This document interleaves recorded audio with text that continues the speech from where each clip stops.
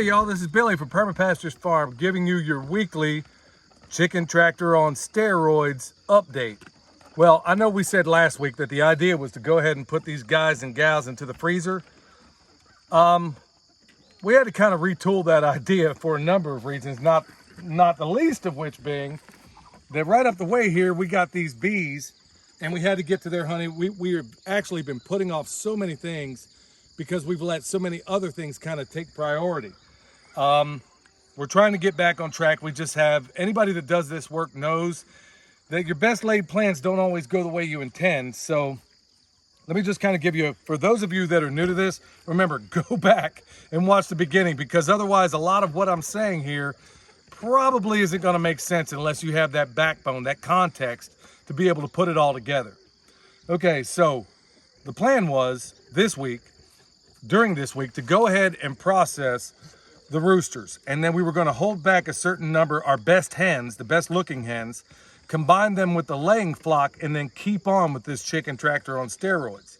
In the other iterations, you've seen us take meat birds, put them into the freezer, and then basically we take the compost, collect it, and then put it out where it belongs.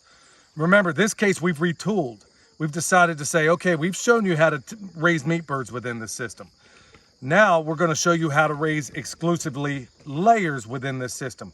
And then after that, we're kind of toying around with the notion of being able to harvest constantly every 16 weeks some meat out of this system and replenishing it.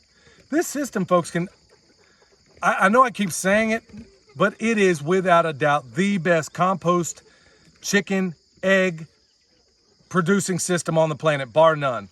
Jeff Lawton is a genius, and this system proves it. Now, we don't do it exactly the way he did. We had to redo things based on our requirements here, based on this hilly terrain.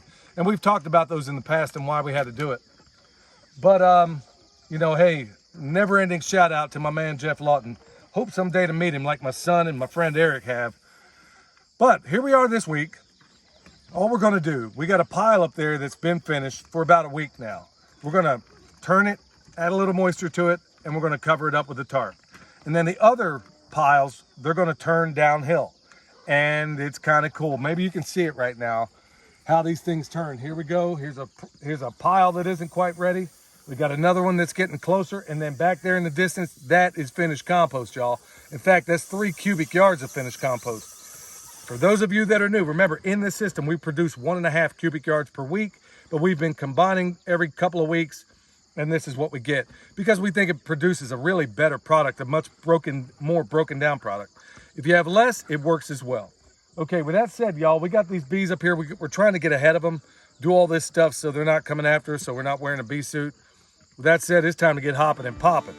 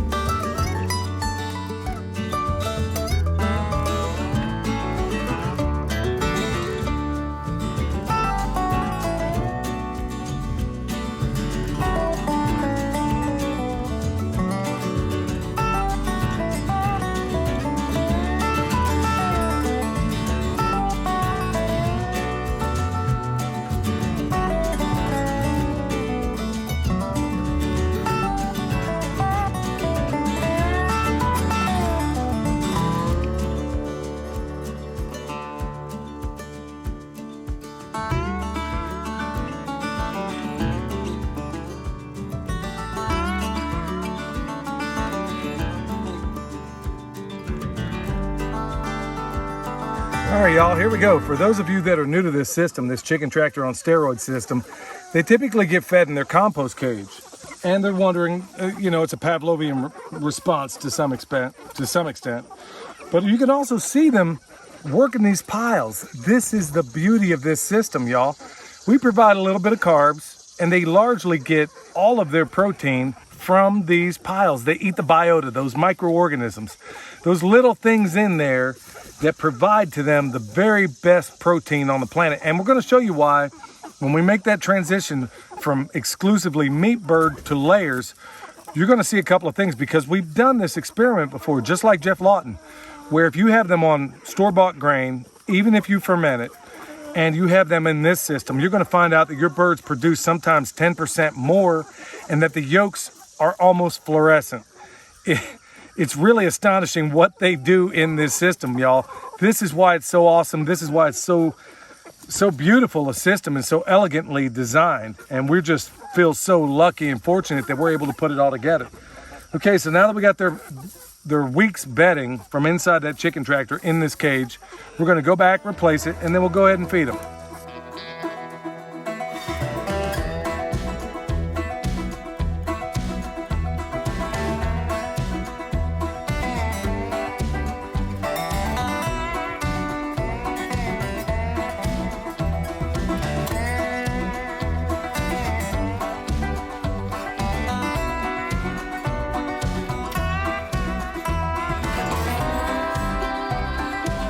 So I dumped out their morning rations, and this is what they do.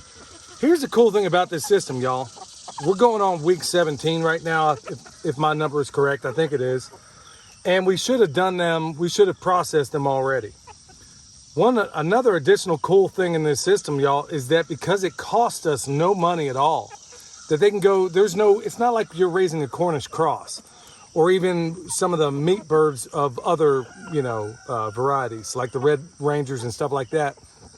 Cool thing about this system, y'all, is that I can leave them in here. I can process them when I'm good and ready, or when I have time, or when I'm not overwhelmed with so many other things. So we're gonna look to try to do that sometime this week. We have a few other hurdles that we got going on right now that we're trying to get done and knocked out.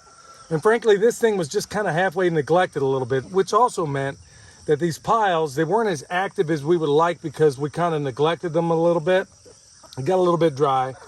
It does take a little bit more care as far as managing these piles. But generally, these guys and gals do all of the work for you. That is the beauty of this system.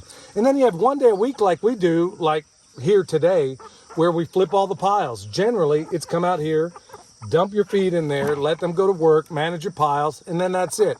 It really doesn't require... It requires more work than the typical chicken system, but it's not so much that it makes it not worth it. So that's the cool thing about all this, is that the big thing to take away this week is, we're not processing them just yet, but it doesn't cost us a dime to have them go indefinitely. And that's going to be pretty evident too when this thing makes the transition, where it retools from an exclusively meat laying system into a egg laying, or a meat producing system into an egg laying system. And that's what we're going to show you. And I think that's where a lot of people are going to benefit most from this system. So y'all, I hope this stuff helps. Hope you dig the update, and stay tuned, because when we get a chance, we're going to process the roosters out of here, probably some of the hens, and then combine this flock along with the laying flock that we have over there before you know it. So I think a lot of people are going to dig it. So remember, subscribe, hit the notification bell, tell your friends about what we're doing, because it is really cool stuff, especially in these uncertain times. So until next time, this is Billy, the Permaculture Pimp Daddy, where PIMP stands for Permaculture is my passion. We'll see y'all next time.